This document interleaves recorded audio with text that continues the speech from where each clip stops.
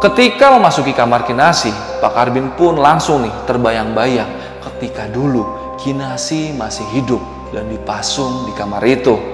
Ketika Pak Karbin berada di dalam kamar Kinasih, dia terus bergidik ngeri, merasakan suasana mistik yang ada di kamar tempat Kinasih dipasung dulu. Seketika Pak Karbin pun terbangun dari mimpi itu.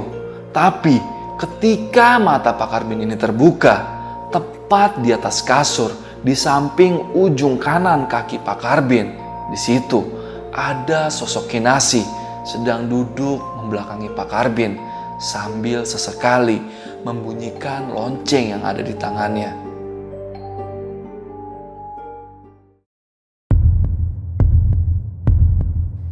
Mati dalam pasungan. Baik lagi di Lentera Malam bareng gua Adit. Sekarang kita lagi ada di segmen cerita horor. Jadi kali ini gua mau ceritain ke kalian nih tentang kisah hidup seorang wanita yang bernama Kinasih yang mati dalam pasungan. Jadi cerita ini ditulis oleh akun Twitter @agilsaputra. Dan buat kalian yang lebih suka versi bacanya, kalian bisa mampir ke Twitternya Agil Saputra. Linknya udah gua taruh di deskripsi. Dan di sini gue mau ngasih tau juga nih, kalau Lentera Malam sekarang sudah hadir di Spotify. Jadi buat kalian yang Spotify holic, kalian bisa mampir ke Spotify-nya Lentera Malam. Karena di situ bebas iklan. Jadi buat kalian yang anti iklan, boleh mampir ke Spotify-nya Lentera Malam. Dan jangan lupa juga mampir ke Instagram gue di @wibowoadit. Dan Instagramnya Lentera Malam juga di lenteramalam.id.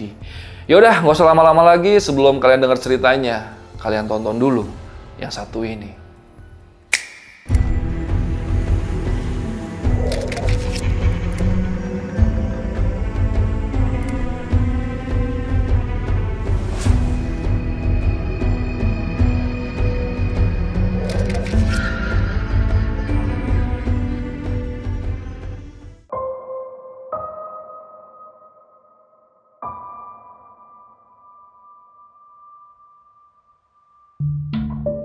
Narasumber kali ini bernama Pak Sukarbin. Pak Sukarbin ini adalah anak dari ART di rumah Kinasih. Umurnya hampir sebaya dengan Kinasih, lebih muda 2 tahun tepatnya. Temanggung era 60-an, Kinasih saat itu duduk di bangku SMA, kelas 3. Sebagai gadis cantik dan pintar bergaul, tentulah dia menjadi primadona di sekolahnya. Banyak pria-pria yang ingin memilikinya, tapi Kinasih bukanlah wanita yang mudah dipacari begitu saja. Butuh usaha ekstra untuk mendapatkan hati Kinasih, dan ada satu pria yang beruntung bisa mendapatkan hati Kinasih. Sebut saja namanya Purbo, yang sebenarnya dia adalah pria yang cukup cuek dan tidak terlalu populer di sekolahnya. Mereka pun menjalin hubungan mereka hingga lulus SMA tanpa saling tahu latar belakang keluarga masing-masing. Singkat cerita, sampailah mereka berdua dalam usia yang cukup matang untuk menikah. Sebagai anak perempuan, tentulah Kinasih selalu dituntut untuk segera menikah oleh orang tuanya. Apalagi Kinasih ini adalah anak tunggal. Tapi entah kenapa nih, Kinasih masih terus saja tidak mengenalkan Purbo kepada orang tuanya.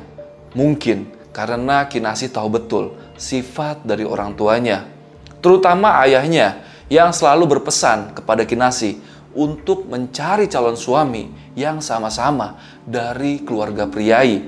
Sementara Purbo hanyalah anak dari seorang belantik atau pedagang sapi. Dan saat ini Purbo mengikuti jejak ayahnya sebagai pedagang sapi. Walaupun Purbo ini cukup sukses ya dengan berdagang sapi, tapi tetap saja dia bukan dari kalangan priai ataupun pegawai negeri. Tapi karena sudah kepalang cinta dan didesak oleh orang tuanya, akhirnya mereka berdua berembuklah. Dan Purbo memutuskan untuk melamar Kinasih sekitar di tahun 1964 atau sekitar 1965 lah. Pokoknya sekitaran segitu. Datanglah keluarga Purbo ke rumah Kinasih. Mereka disambut dengan baik dan ramah oleh keluarga Kinasih. Di situ terjadi obrolan hangat, meski keluarga Purbo harus pulang dengan jawaban yang masih mengambang. Keluarga Kinasih tak menolak lamaran Purbo, tapi juga belum menerima lamaran itu. Mereka beralasan akan mempertimbangkan dulu dengan keluarga besarnya. Purbo dan Kinasih pun saling optimis untuk hubungan mereka ke depannya. Mereka berharap hubungan mereka akan direstui oleh orang tuanya. Tanpa mereka berdua sadari, itu adalah terakhir kalinya mereka saling bertemu.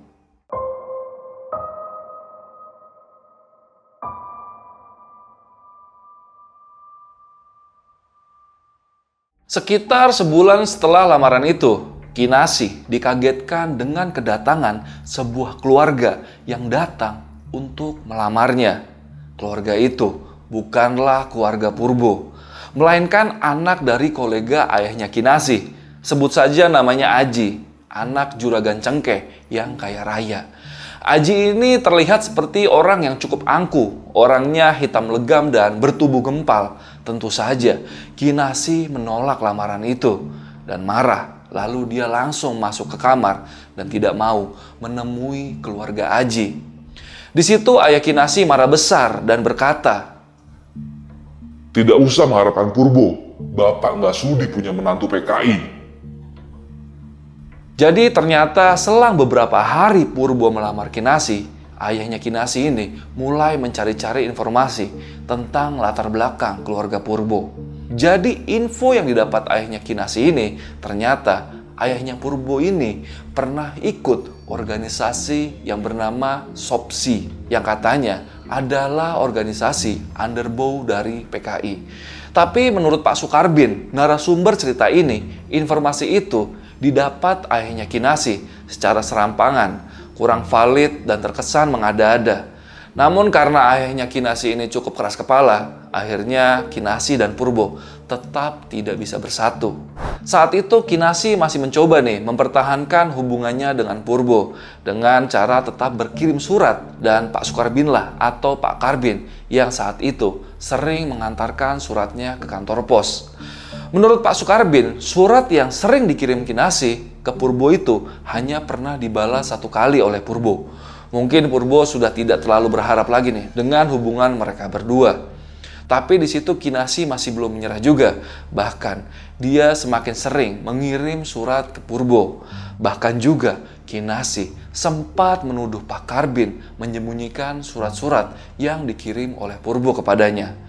Namun kenyataannya Purbo memang gak pernah balas surat dari Kinasih.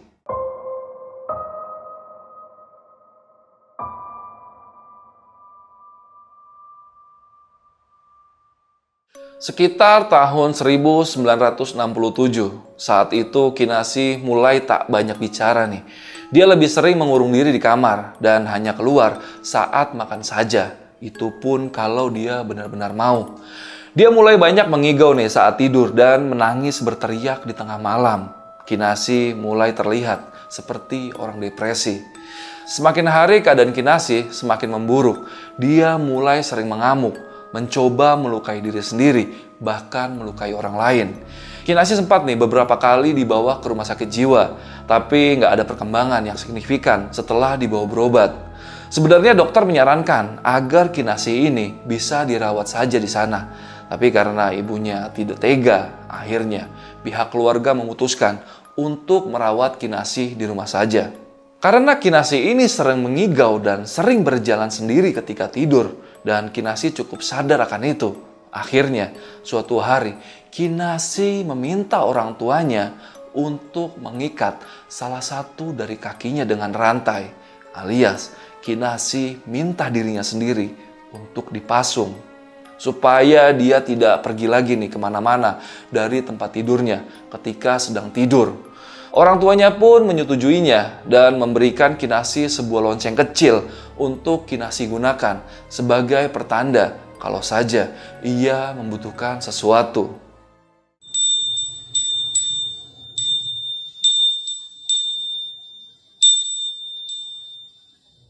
Setelah beberapa bulan dirawat di rumah, Kinasih sudah mulai menunjukkan sedikit perkembangan, walaupun ia masih terus mengurung dirinya di kamar.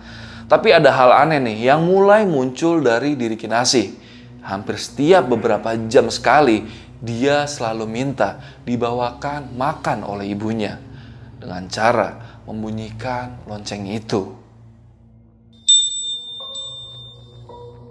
Beberapa tahun berlalu, Kinasih menjadi sangat gemuk karena semua aktivitasnya hanya dilakukan di kamar itu saja. Mulai dari buang air besar, buang air kecil, dan mandi. Semua aktivitasnya hanya dilakukan di kamarnya saja.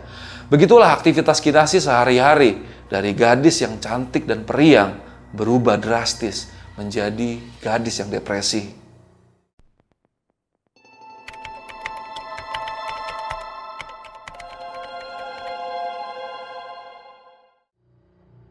Pak Karbin hanya bisa geleng-geleng kepala nih melihat sikap ayah Kinasih yang terlihat merasa tidak menyesal melihat anak semata wayangnya menjadi seperti itu. Beda dengan ibunya Kinasih yang selalu terlihat sedih dan sesekali menangisi keadaan Kinasih. Jadi, sejak Kinasih depresi, Pak Karbin dan ibunya diminta untuk menetap di rumah Kinasih oleh ayah dan ibunya Kinasih.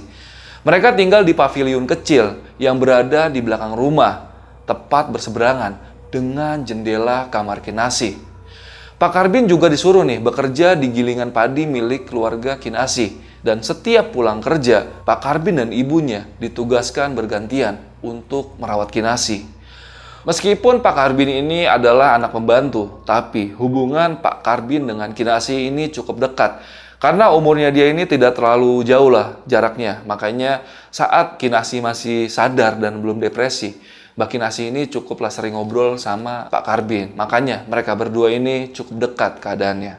Malam itu sekitar jam 10-an malam, Pak Karbin mendengar suara kayu yang patah dari arah kamar Kinasih, disertai suara lonceng yang tak henti-henti dibunyikan. Pak Karbin pun langsung bergegas menghampiri kamar Kinasih. Ternyata tempat tidur Kinasih itu roboh.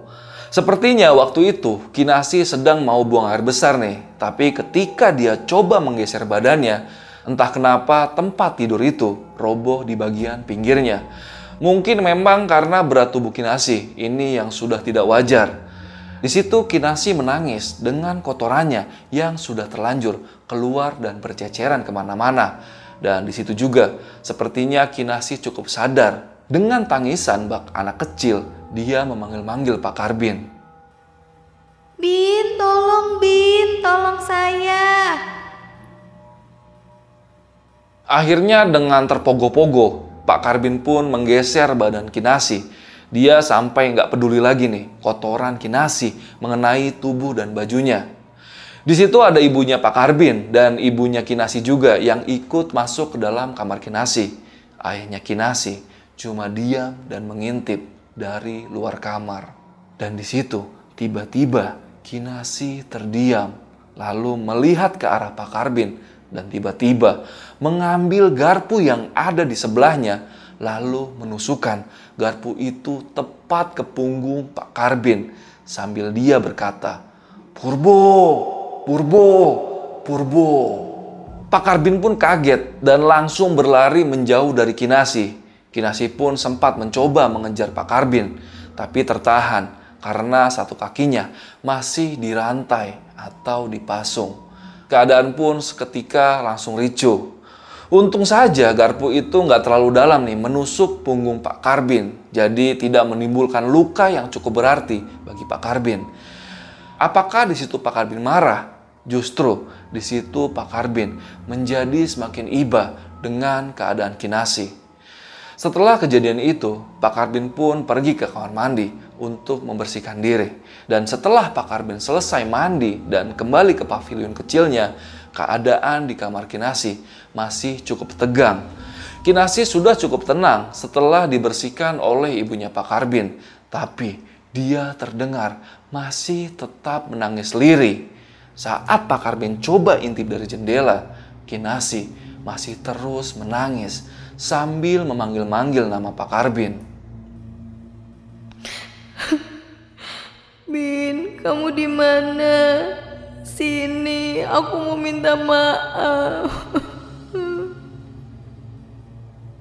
Ternyata malam itu adalah malam terakhir Pak Karbin melihat Kinasih dalam keadaan hidup. Karena keesokan harinya, ibunya Pak Karbin menemukan Kinasih dalam keadaan kaku, tak bernyawa di kamarnya. Kinasih mati dalam pasungan.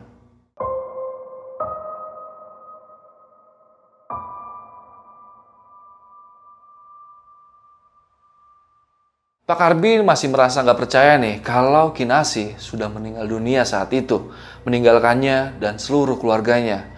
Pak Karbin berpendapat mungkin Kinasih meninggal dalam usia yang sangat muda karena jiwanya sudah terlalu lama menderita selama ini. 29 hari setelah kepergian Kinasih, Pak Karbin masih selalu nih merasa ada yang kurang di hari-harinya. Gak ada lagi nih suara lonceng yang harus membangunkannya seperti hari-hari sebelumnya.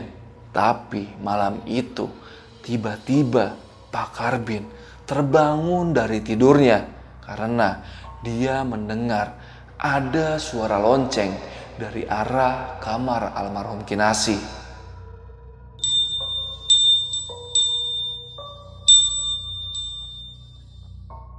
Pak Karbin pun langsung bergegas bangun, lalu berlari ke arah dapur dan membuka tudung saji yang ada di dapur untuk mengambil makanan. Tapi saat dibuka, di bawah tudung saji itu tidak ada makanan yang bisa dimakan malam itu. Karena tidak ada yang bisa dimakan, akhirnya Pak Karbin pun memutuskan untuk menggoreng telur dadar. Sembari suara itu masih terus terdengar dari arah kamar Kinasih. Ketika Pak Karbin ingin menyalakan api untuk memasak, tiba-tiba ibunya Pak Karbin terbangun dan langsung menghampirinya. Dia berkata, "Mau apa kamu Karbin?" Belum sempat Pak Karbin ini menjawab pertanyaan ibunya, dia langsung tersadar dan menyadari kalau Kinasih itu sudah meninggal dunia. Tapi Pak Karbin ini bersumpah kalau dia benar-benar mendengar suara lonceng itu berkali-kali. Akhirnya ibunya Pak Karbin mengajaknya lagi nih untuk masuk lagi ke kamar pavilion untuk lanjut tidur lagi. Baru beberapa langkah mereka berjalan, tiba-tiba suara lonceng itu terdengar lagi. Mereka berdua pun mendengar suara lonceng itu dengan sangat jelas. Seketika itu mereka berdua pun langsung bergidik ngeri dan bergegas masuk ke dalam kamar. Tapi suara lonceng itu masih terus terdengar sesekali. Karena kebetulan ibunya Pak Karbin ini memang orangnya agak pemberani, dia akhirnya nih mengajak Pak Karbin untuk melihat langsung ke kamar almarhum Kinasih. Apa betul suara itu benar-benar berasal dari kamar Kinasih?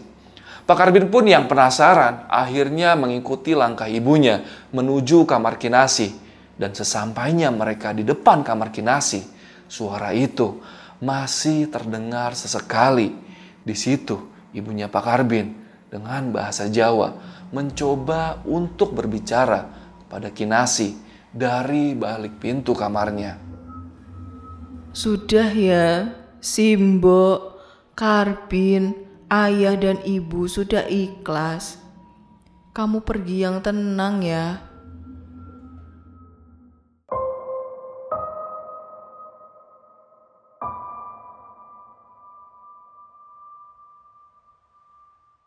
Empat 40 hari sudah berlalu, pikiran Pak Karbin masih terus bertanya-tanya, mengingat kejadian suara lonceng tempo hari itu. Dan nampaknya ayah Kinasih juga sudah nih mulai menunjukkan rasa penyesalannya. Dia sering banget nih melamun setiap hari dan semua pekerjaan mengurus 7 tempat penggilingan padinya semuanya dipasrahkan kepada Pak Karbin untuk mengelolanya. Bahkan dalam beberapa perbincangan saat sedang mengobrol dengan Pak Karbin, ayahnya Kinasih ini pernah berkata nih bahwa dia merasa ingin segera mati karena tidak kuat menahan rasa bersalahnya terhadap anak semata wayangnya itu.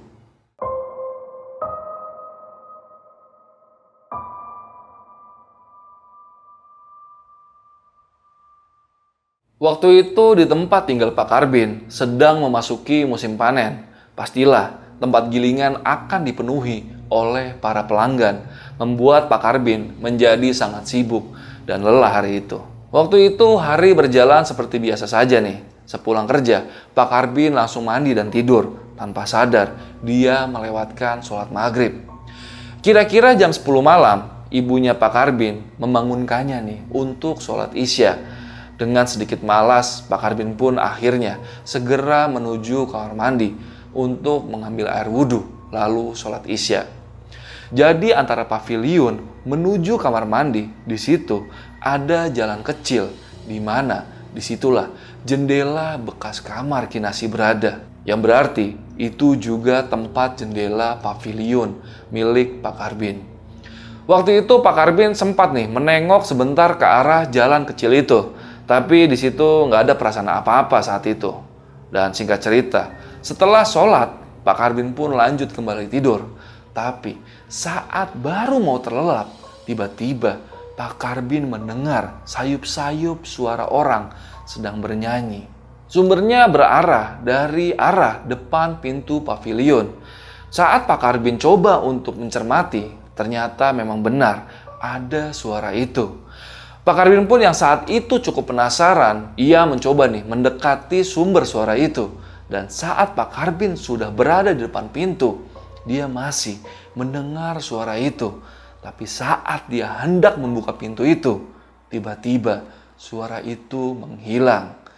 Tapi ketika pintu itu sudah terbuka, Pak Karbin melihat dengan jelas ada sosok perempuan yang berdiri menatap ke arahnya sambil menangis dan berkata, "Bin, tolong saya, Bin."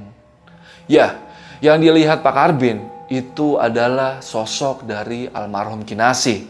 Di situ Pak Karbin langsung terpaku nih, gak bisa berkata apa-apa. Tubuhnya pun seketika lemas dan dia langsung roboh saat itu. Dan saat roboh itulah dia baru bisa nih menggerakkan tangannya dan langsung menutup pintu paviliun sambil merangkak ke dalam dan berteriak berharap ibunya segera datang untuk menolongnya. Alhamdulillah ibunya Pak Karbin terbangun dan segera datang menghampirinya. Tapi di situ Pak Karbin nggak bisa nih berkata-kata. Dia cuma bisa menunjuk-nunjuk ke arah pintu paviliun. Ibunya Pak Karbin pun langsung nih mengecek keluar pintu. Dan ternyata sosok itu sudah nggak berdiri lagi di depan pintu paviliun. Sejak kejadian itu, Pak Karbin nggak berani lagi nih tidur malam di paviliun.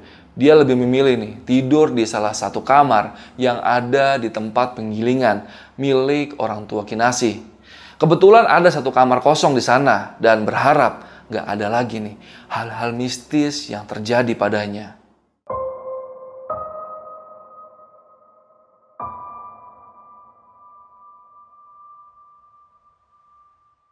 Beberapa hari berlalu, Pak Karbin mulai mengalami hal-hal aneh lagi. Dia mulai sering nih memimpikan Kinasih dan sering terbangun di tengah malam.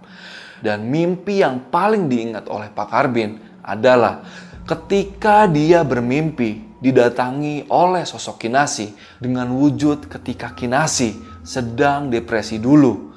Tubuhnya gemuk, rambutnya kusut dan tak beraturan, pakaiannya pun berantakan. Di mimpinya itu, Kinasih duduk membelakangi Pak Karbin sambil sesekali membunyikan lonceng itu. Seketika Pak Karbin pun terbangun dari mimpi itu. Tapi ketika mata Pak Karbin ini terbuka, tepat di atas kasur, di samping ujung kanan kaki Pak Karbin, di situ ada sosok Kinasih sedang duduk membelakangi Pak Karbin sambil sesekali membunyikan lonceng yang ada di tangannya. Seketika itu, badan Pak Karbin pun terasa kaku. Dia nggak bisa bergerak. Mata Pak Karbin pun seakan hanya bisa terfokus ke arah sosok itu. Tapi anehnya, makin lama sosok itu wujudnya semakin membesar dan tubuhnya semakin lama semakin menghitam. Dan saat sosok itu menatap ke arah Pak Karbin, sosok itu berubah wujud dengan wajah yang sangat mengerikan.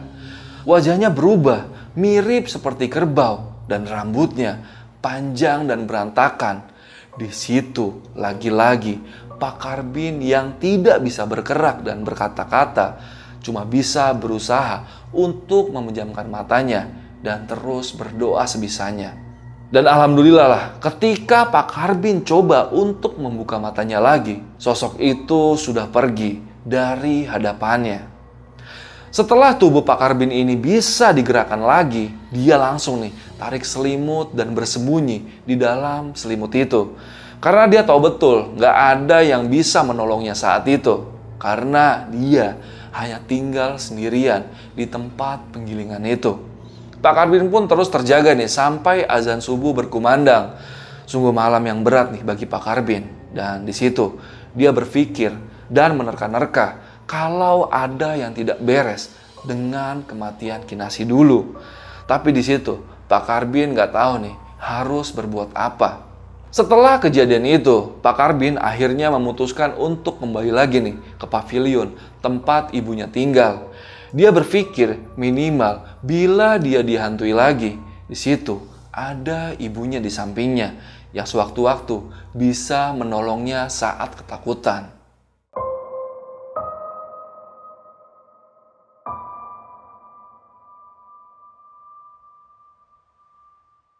Hari pun terus berlalu. Malam itu, Pak Karbin dan ibunya sedang berada di ruang tamu kecil di pavilion mereka berdua. Pak Karbin sedang mengopi nih sambil merokok, sementara ibunya tengah menjahit celana Pak Karbin yang robek. Kebetulan besok Pak Karbin akan mengantar sepupunya yang akan segera menikah. Ngiring nganten kalau bahasa Jawanya. Mereka sedikit bercanda malam itu, sembari menjahit. Ibunya Pak Karbin bilang kepada Pak Karbin, "Itu Kuncung aja udah mau menikah, kamu kapan?" Kuncung adalah nama kecil dari sepupu Pak Karbin yang mau menikah besok. Mendengar pertanyaan ibunya, di situ Pak Karbin cuma tertawa saja. Tapi ada sesuatu yang memecah tawa Pak Karbin. Ya, suara lonceng itu lagi. Tapi di situ ibunya Pak Karbin terlihat tenang-tenang saja. Sambil terus menjahit, ibunya Pak Karbin berkata, "Sudah biasa itu, Bin. Hampir setiap malam seperti itu. Sudahlah, biasakan saja."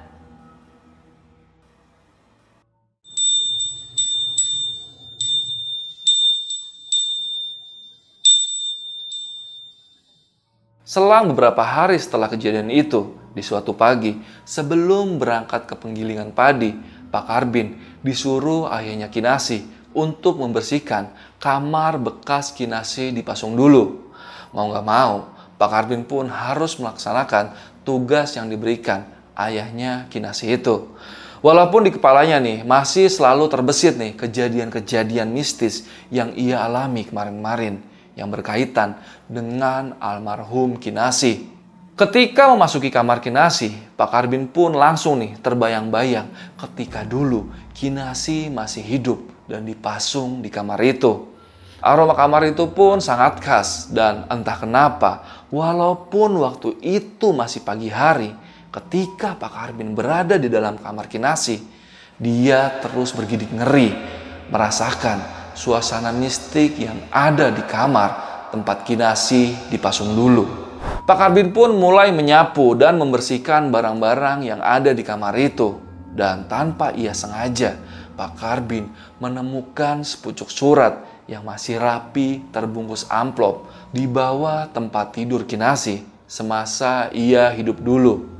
Di amplop itu tertuliskan alamat tujuan yang Pak Karbin pun merasa sepertinya gak asing dengan alamat itu. Ya, itu adalah alamat rumah Purbo, kekasih Kinasih dulu. Tanpa pikir panjang pun, Pak Karbin langsung menyelipkan surat itu di dalam bajunya. Dan setelah selesai membersihkan kamar itu, Pak Karbin langsung berangkat ke penggilingan untuk bekerja. Surat itu pun ikut dibawanya ke penggilingan. Sesampainya Pak Karbin di penggilingan, saat sedang istirahat di pekarangan belakang lumbung padi, entah dorongan dari mana, Pak Karbin merasa sangat penasaran, ingin membuka dan membaca surat itu. Dengan tidak sopan, Pak Karbin pun langsung membuka surat itu. Tapi setelah Pak Karbin membuka lipatan kertasnya dan belum sempat membaca isi surat itu, Pak Karbin langsung tersadar. Di situ dia langsung memasukkan lagi surat ke dalam amplopnya. Dan tiba-tiba saja di pikirannya Pak Karbin langsung terbesit, "Saya harus bertemu Mas Purbo. dan harus memberikan surat ini kepadanya. Pak Karbin pun langsung mencari cara untuk menuju alamat yang tertera di amplop itu. Dia tidak ingin nih surat itu terlalu lama sampai di tangan Purbo dengan mengirimkannya melalui kantor pos. Zaman itu kendaraan masih jarang-jarang nih di wilayah Pak Karbin tinggal. Singkat cerita, dengan bermodalkan 50 perak, Pak Karbin pun akhirnya pergi mencari alamat Purbo. Dan alhamdulillah ketemulah rumah dari Purbo, kekasih Kinasih dulu. Sesampainya Pak Karbin di rumah Purbo, dengan sedikit keraguan, Pak Karbin coba ketuk-ketuk gerbang rumahnya Purbo dengan batu kecil.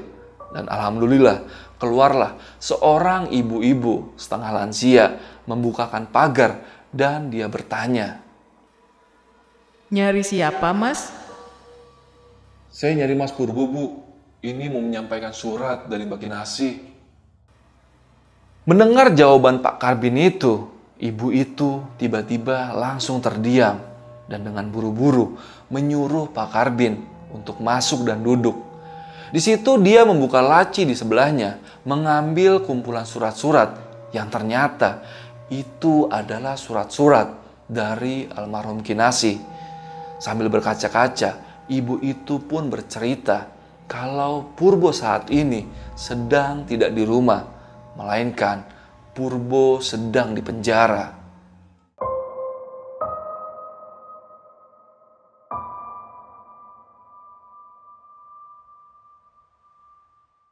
Menurut penuturan ibunya Purbo, jadi ternyata di suatu hari Purbo bersama teman-temannya terlibat perkelahian di sebuah tempat judi dadu.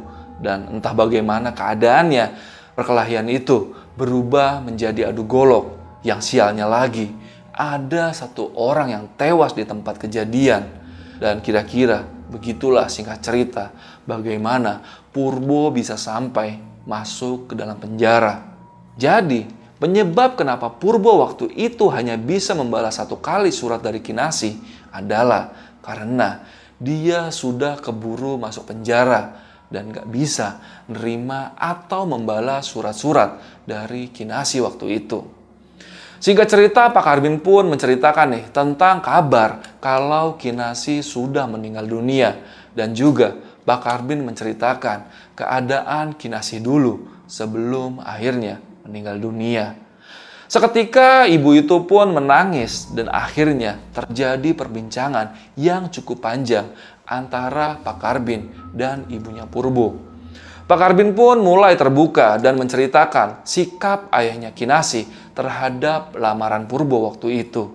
Begitu juga tentang tuduhan ayahnya Kinasih tentang keluarga Purbo yang terafiliasi dengan organisasi PKI yang nyatanya langsung ditepis oleh ibunya Purbo dengan alasan yang cukup meyakinkan Pak Karbin waktu itu. Dugaan Pak Karbin pun ternyata benar tentang tuduhan ayahnya Kinasih yang serampangan dan tidak mendasar, yang nyatanya malah menghancurkan hidup anak semata wayangnya sendiri. Sepertinya saat itu semua adalah alasan dari ayahnya Kinasih saja untuk menolak lamaran dari keluarga Purbo waktu itu. Karena Purbo bukanlah berasal dari kalangan keluarga priai. Singkat cerita, setelah obrolan panjang dan lama itu, Pak Karbin pun pamit pulang. Ada perasaan agak lega nih dalam diri Pak Karbin karena dia telah menyampaikan apa yang seharusnya menjadi haknya Purbo, yaitu dia menyampaikan surat terakhir dari Kinasih kepada Purbo.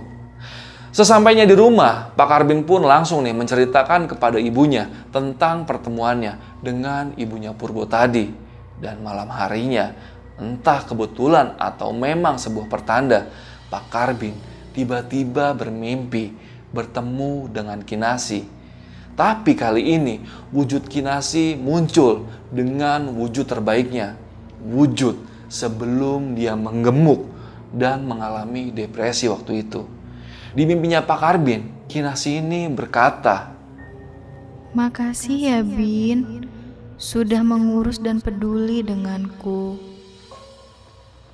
Di situ Pak Karbin langsung terbangun dan lagi-lagi dia mendengar suara lonceng itu lagi. Di situ Pak Karbin langsung ketakutan bercampur dengan sedih karena dia baru saja memimpikan Kinasih. Lonceng itu terdengar sangat dekat sekali. Suaranya seperti berada di balik jendela kamar Pak Karbin. Pak Karbin pun langsung berdoa sebisanya dan tiba-tiba ada suara ketukan keras di jendela. Tuk, tuk, tuk. Diikuti oleh suara yang menyuruh Pak Karbin untuk diam. Shh. Pak Karbin pun langsung sejenak menghentikan doanya tadi.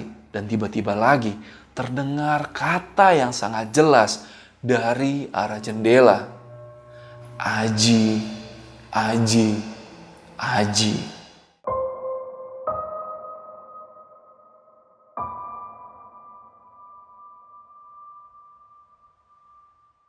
Keesokan harinya, karena Pak Karbin ini sudah tidak kuat lagi, Pak Karbin pun coba untuk menceritakan semua hal yang ia alami selama ini yang berkaitan dengan Kinasih kepada seorang ustadz yang ada di desanya itu. Ada hal yang cukup mencengangkan keluar dari mulut ustadz itu. Menurut Pak Ustadz, memang benar dulu selain depresi, Kinasih juga terkena teluh yang berupa jin. Tapi Pak Ustadz ini gak berkenan nih menyebutkan siapa yang telah mengirimkan teluh itu. Beliau hanya menyarankan Pak Karbin untuk membaca surat Yasin 11 kali setiap malam untuk menetralkan suasana rumah. Walaupun sebenarnya Pak Karbin tahu siapa yang mengirim teluh itu. Menurut Pak Karbin, kemungkinan besar keluarga Ajilah yang melakukan hal itu. Kalian ingatkan dengan Aji, orang yang pernah melamar Kinasih, namun ditolak mentah-mentah oleh Kinasih. Dan hal itu dikuatkan lagi oleh suara tempo malam yang didengar oleh Pak Karbin. Suara itu menyebut-nyebut nama Aji. Singkat cerita, setelah Pak Karbin membacakan surat Yasin 11 kali di rumah Kinasih, suasana rumah menjadi lebih tenang. Meskipun suara lonceng itu kadang-kadang masih sering terdengar. Tapi Pak Karbin sudah mulai terbiasa nih dengan hal itu. Tahun demi tahun pun berlalu. Di awal tahun 1972, ayah almarhum Kinasih meninggal dunia. Dan selang setahun kepergian ayahnya Kinasih, ibunya Kinasih pulang ke rumah asalnya di Semarang. Dia memutuskan untuk menjual rumah serta 6 dari 7 penggilingan padi miliknya, yang mana ternyata salah satu dari penggilingannya itu diwariskan ke Pak Karbin. Dan di tahun yang sama juga, Pak Karbin akhirnya menikah dengan kekasihnya. Pak Karbin pun tahun itu memboyong ibu serta istrinya dari pavilion yang ada di rumah Kinasih. Dan mereka tinggal tidak jauh dari rumah Kinasih dulu. Sampai cerita ini ditulis di Twitter, rumah itu masih dihuni oleh sebuah keluarga. Dan sampai sekarang juga ada banyak nih kesaksian dari warga sekitar yang mengatakan suara lonceng itu masih ada dan sering terdengar di tengah malam. Oke, itu tadi cerita dengan judul Mati Dalam Pasungan yang ditulis oleh akun Twitter @agilsaputra. Jadi buat kalian yang mau baca versi lengkapnya, silakan kalian mampir ke Twitternya si Agil ini aja. Linknya udah gue taruh di deskripsi. Dan gue mau berpendapat sedikit nih tentang cerita ini. Jangan di-close dulu, Gue mau berpendapat sedikit nih. Jadi pesan-pesan yang bisa diambil dari cerita ini adalah kita kalau nanti menjadi orang tua, kalau kita punya anak kita punya hubungan dengan kekasihnya, ya usahakanlah jangan dilarang-larang sampai seperti yang dialamin sama Kinasih ini. Ya terlalu frontal lah, orang tuanya benar-benar ngelarang, nggak ngasih kesempatan sama sekali buat Purbo dan Kinasih ini bersatu. Jadi akhirnya kan Kinasih ini depresi dan ya ujung-ujungnya akhirnya meninggal dunia. Dan kasihannya meninggalnya itu dalam keadaan dipasung. Walaupun dia dipasung atas kemauannya sendiri, tapi ya tetap aja ini sebuah kisah yang cukup tragis lah. Dan semoga arwah Kinasih bisa diterima di sisinya. Walaupun agak ngeri juga nih, karena menurut penulisnya nih, sampai detik ini rumah itu masih sering ngeluarin suara lonceng yang dulu dipakai Kinasih waktu masih hidup. Jadi buat kalian yang tinggal di daerah ini, kalian jangan kasih tahu deh. Mendingan kalian diem-diem aja, nanti takutnya rumahnya malah disamperin sama orang-orang. Yaudah, paling gue rasa malam ini cukup segitu aja. Dan sebelum gue closing, gue mau kasih tahu dulu nih. Jadi besok Jumat ada video baru dari Lentera Malam bersama narasumber. Ya, jadi ceritanya ini adalah cerita pengalaman mistis yang dialamin oleh narasumber ketika dia tinggal di salah satu kos yang ada di daerah Jawa Barat. Kosnya ini harganya murah banget nih, cuman 300.000. Jadi harga itu cukup nggak masuk akal untuk di wilayah tempat orang ini tinggal. Dan ternyata di balik harga murah kos itu ada sesuatu yang bikin dia pergi dari kos-kosan itu. Mungkin cuplikannya gue tampilin sedikit nih.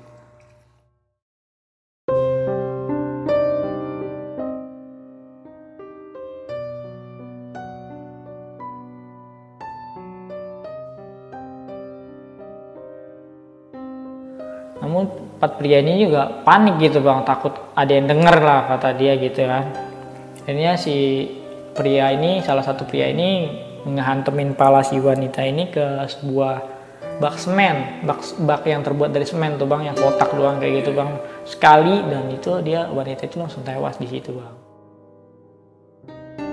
Ternyata ada sosok wanita berbaju putih panjang, palanya doang yang nongol tapi bang, tapi kayak ada kerah gitu panjang gitu, ada kerahnya, kelihatan bajunya putih, terus mukanya itu cantik bang, cantik, cuma pucet dan hidungnya berdarah, mimisan.